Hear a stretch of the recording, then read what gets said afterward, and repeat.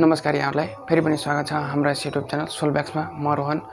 र म आज फेरि पनि सेल्फ म्याथको क्वेशन लिएर आएको छु सोल्भ गरेर तपाईहरुलाई देखाउने छु पक्कै पनि तपाईहरु बुझ्ने हुनेछ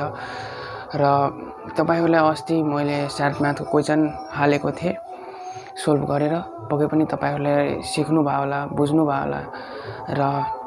राम्रो रेस्पोन्स आएर फेरि पनि मैले सेल्फ म्याथको क्वेशन लिएर आएको छु हेर्नुस् भिडियोमा बनिरहनुस् तो लाइक और शेयर ठोक दीजिए महाकाल का दबाकर लाइक और शेयर ठोक दीजिए 5000 लौटे दिख जाना चाहिए के हुन्छ हाम्रो क्वेशन छ if 3x + 5 = 20 what is the value of x हामीलाई x को भ्यालु निकाल्नु छ 3x + 5 = 20 हाम्रो इक्वेसन हो सर्ट म्याथको र अप्सन पनि दिएका छ हामीलाई A3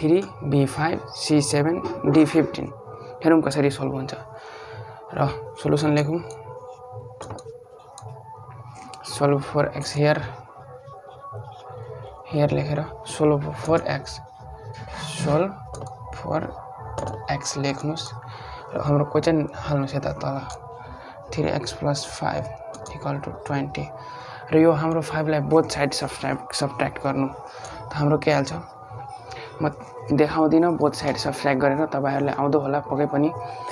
र म लेखिदिन्छु 3x = 15 किनभने बोथ साइड सबट्र्याक्ट गर्यो भने -5 यता पनि -5 भइहाल्छ कट छ 0 भइहाल्छ 3 = 15 भइहाल्छ ल मैले सम्झाइदिएको रफली र अब डिभाइड गरौँ 3 लाई डिभाइड गरौँ और x =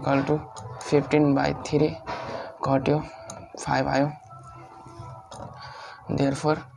x को भ्यालु हाम्रो के आयो 5 आयो यति नै हो हाम्रो आन्सर अप्सन ए म्याच गर्यो अप्सन ए आयो हाम्रो आन्सर अप्सन ए मा हेर्न सक्नुहुन्छ र आजको लागि यति नै धन्यवाद च्यानललाई सब्स्क्राइब गर्नुस् भिडियोलाई लाइक गर्नुस् र नबुझेको कमेन्ट खण्डमा कमेन्ट गर्नु होला धन्यवाद ल त है